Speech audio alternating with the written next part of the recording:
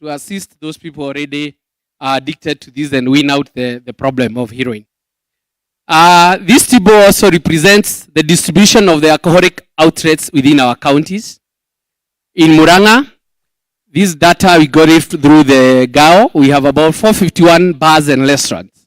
Bars and restaurants is another big challenge we have in our region, Your Excellency, because bar and restaurant license is one of the most abused licenses. People open early in the morning until late in the night.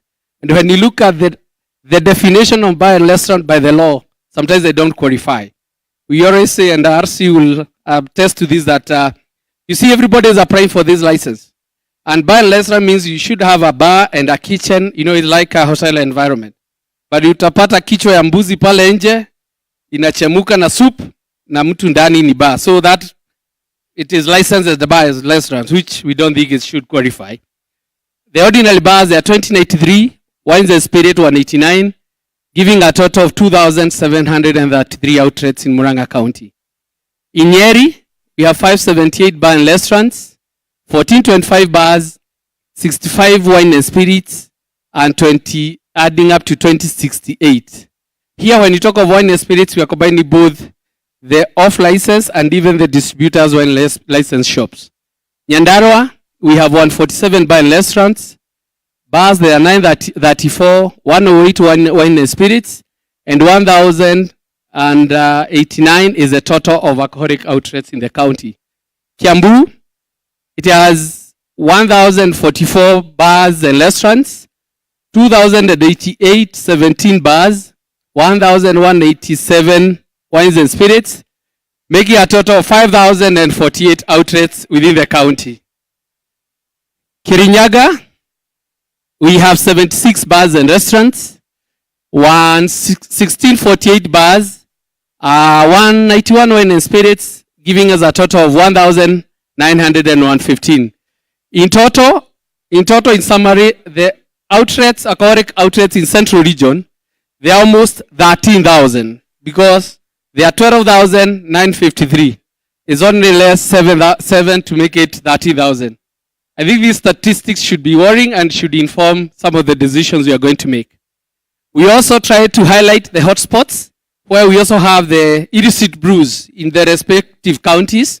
And maybe I don't have to go through all these, Your Excellency, if you allow. But these are the areas where the Ngao are always cracking down on illicit brews. And I'm sure the leaders from here are familiar with these areas in their region because this is what happens in every corner. We have other places like Murang'a. The Chania River is the side of up there near the neighbor Kiabu. And this is a big problem, the Makwa. So these guys brew on this side of the river and the other side of Makwa. Then Nyeri, we normally have it along Chania. Nyandarua. Nyandarua is a unique case, Your Excellency, because we don't have a lot of brews being produced there. The brews produced mainly in Nyandarua, they are consumed, they come from outside the county. So Nyandarua imports from outside, and they mainly import from Roriani and Laikipia West and parts of Nakuru County due to the proximity. Like I mentioned, Kiambu, we have a big problem along Chania River, the Makwa area up there. And this has been a big problem all through, but I believe we'll find a way out of it. And we also have other areas like Gatondo South, areas of Upper Juja, Gashororo, all those areas. And in Kirinyaga, we have the obvious culprits, and these are mainly villages within the Mwea part of it, in our rice plantations. And but a lot is being done on this. So basically that's the statistics. So what are the challenges? What have we identified? The challenges which we have identified in Central Region in relation to alcohol and drug abuse, the problem, we know what it is. What is causing this? We mainly attribute this to a number of factors. One, it is the availability of cheap liquor due to increase of alcoholic outlets and the cost of the alcohol. The alcohol being sold in our region, Your Excellency, when KRA will be making the representation, when you factor the cost of producing a 250 ml bottle of alcohol, we know having paid all taxes and met the production cost, it should not be less than 250 per piece. But in Central Region, in some places, you'll even find alcohol being sold for 150, the same bottle. That means there's a shortcut which has been bypassed to ensure that that is happening. Then we also have challenges with enforcement. And sometimes here is an issue of uncoordinated enforcement between the national government and the county government. Then uncoordinated licensing regime of the alcoholic outlets. Here the challenges, because you said, you asked us to speak the truth as it is. You realize that the national government officers sometimes in places, they are not involved in the licensing committees at the sub-county by the county governments. So the county government might license some premises which, in relation to security, where the OCS is supposed to give guidance, or issues of the public interest where the DCC maybe can give a word, they are not involved, and that's why we find maybe even the proliferation of the outlets. Then another challenge you have found is that we have a permissive society where in Central Region nowadays, it's becoming a trend that it's accepted that alcohol must be taken everywhere. You find people going to attend a burial in the morning, and even before they go to collect the body, they have passed through a place to take alcohol before they even. So that permissiveness is also another factor. Then early initiation to alcohol and drugs, because we are even doing these things in our homes. So even our children, they are also learning and they try to test quite early. There's also an aspect of poor parenting, where many parents are not responsible. They are not taking their parenting responsibility as expected. Then we also have availability of highly potent substances of abuse, just like we demonstrated earlier. Then inadequate prevention, care, and support programs in the community, where the community is also supposed to have its own mechanism to protect and ensure that they have alcohol and drugs-free communities within themselves. Then we also have a challenge of lack of affordable treatment and rehabilitation service facilities. And allow me to mention here, sir, that in Central Region, it's only Nyeri County, and we want to once again thank you, the Governor Nyeri County, who have a public rehabilitation facility in partnership with NACADA. So, as we said, we also encourage the other counties to ensure that we have at least one rehab in every county so that we can rehabilitate our young people who need those services. In a summary form, the challenge, we can summarize it in, we look at the cause and the manifestation. The issue of licensing and enforcement, it is evidenced by the mushrooming of alcoholic outlets in undesignated areas, including residential areas, including inside the villages where they should not be licensed. We also have bars operating without licenses. And like we said, Your Excellency, if a bar can operate without a license, it means there's somebody who is maybe protecting it to operate. Then you also have the issue of abuse of licenses, the terms and conditions of licenses, like the examples giving of a bar and restaurant. You find a place is not ideal, or they are not operating according to the terms and conditions of license. Then we have sale of substandard alcohol in unhealthy conditions, outlets operating beyond the stipulated hours, and also another big challenge you have here is wine and spirits dispensing on site, because wine and spirits are strictly supposed to be taken away. But you'll find there's a jug there and some water and some glasses.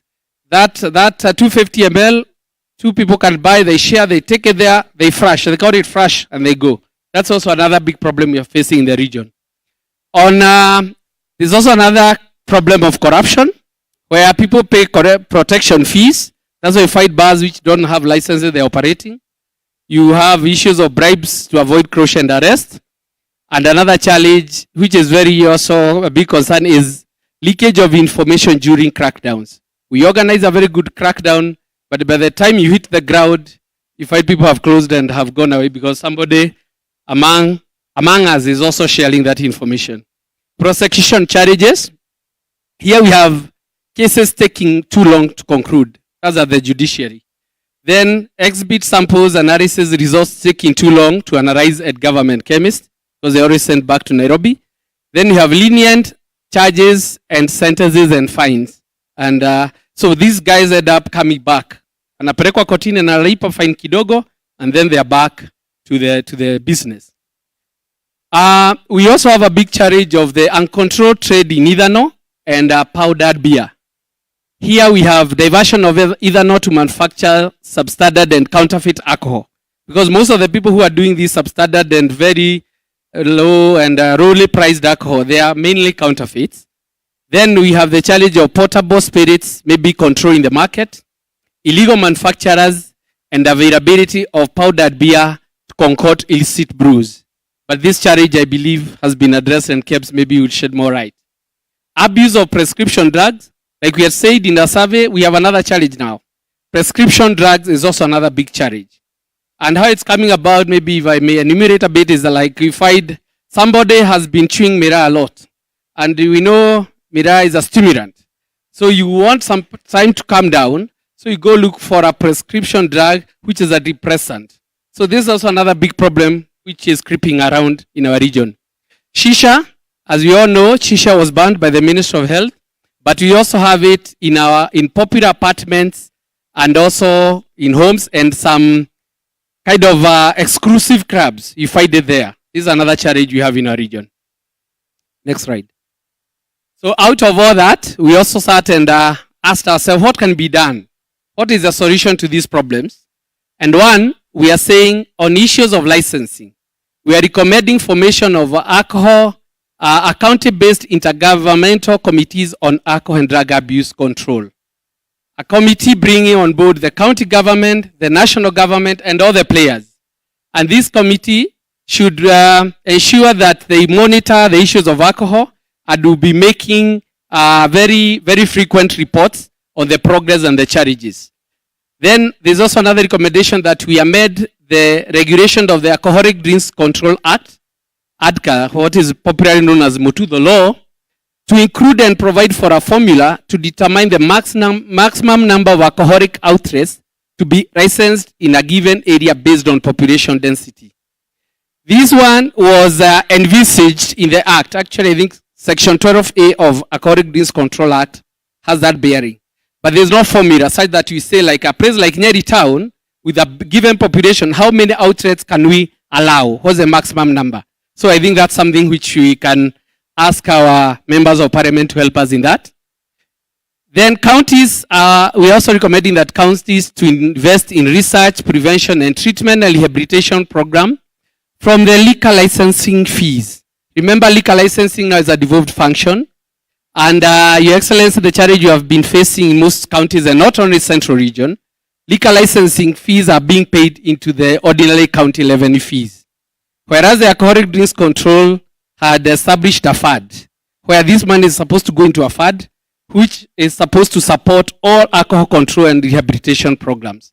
So that's another request we are putting across and a strong recommendation to the county governments. Then we're also recommending that we have a coordinated and multidisciplinary license regime of the alcoholic outlets at the county, starting at the sub-county, where the national government, GA officers, and the police are also members of that committee. We are also encouraging and recommending that regular surveillance and enforcement continue. This has been happening all along, and we would like to bring on board both the national government and the county government, so that it does not look like it's a one side of government working. We bring everyone together. There's also another aspect of the Alcoholic Drinks Control Act. We are proposing that the county governments, because they have their liquor laws, they amend and they align their laws to the Alcoholic Drinks Control Act. And through that, they will now be able to establish the fund we are talking about. And Your Excellency, we believe if we have these funds with the counties will not be having challenges with resources to address issues of alcohol, because the funds will be ring-fenced and they only be used to address issues of alcohol control. We are also encouraging enhancement of community participation in the control of alcohol and drugs, including licensing. Here what we are talking about is even public participation in the licensing regime. Let the locals say in our given village we only want 1 or 2 bars, because they are the same people who we expect to come to these bars. We involve the community, and that way we believe it's going to ensure that they'll also have a say in what's happening within their communities. Then the issue of implementation of the 300 meters rules towards protecting children and persons below 18 years to alcohol. This is a provision of the Alcoholic Drinks Control Act, but sometimes you find a bar which is almost next to a primary school. and you wonder how it was licensed, whereas the national law prohibits that. Then the issue of standardizing and enforcing hours of operation for alcoholic outlets. We are saying let these laws, the respective county laws, hours of operation, be in tandem with the national law, because the national law, of course, takes precedent to the county laws. Establishment of a government chemist branch in Nyeri to facilitate fast analysis of samples for efficient prosecution. We have been having a lot of delays, and I can believe our security officers can attest to this. When maybe they get samples, and for you to have a good case, there must be the analysis results. Government chemist in Nairobi is overwhelmed, and it takes too long to conclude such cases. So it was recommended if we could have one here in Nyeri to serve the entire region, it will help in fast-tracking the prosecution of such cases. Another key agency which, Your Excellency, we miss in our region, who is a very key partner, is the Anti-Counterfeit Agency. We don't have them here in Nyeri or in the central region. So it's recommended that we also have them represented in the region so that they can help us in fighting with the counterfeit products. Then in cognizance of the charge, because we are saying everywhere we have a problem, we are proposing that as a start-off, that the national government could maybe sponsor at least 20 persons who need rehabilitation from every county as a start-off, so that we can have a way to start off this program. Then to ensure sustainability and accessibility is what I had mentioned earlier. We are recommending that each county should start making provisions, at least to open a rehab center maybe by end of the year in every county, so that we can have our people accessing these services which they badly deserve. Maybe to mention on this is that in central region, most of our rehabs are private. We have about 58 of them, and most of them are actually in Kiambu County. Kiambu, we have about 42 of them, and they are private.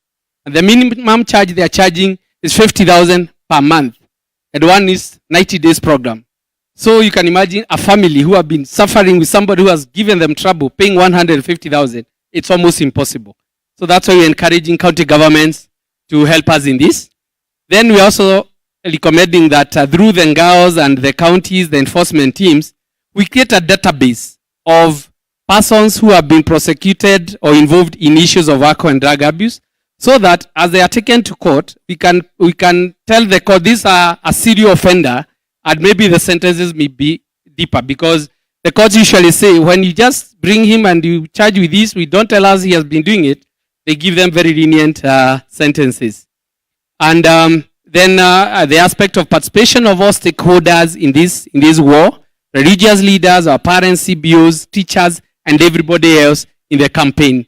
And we believe once you do that, we'll have contributed to this problem. And I think I want to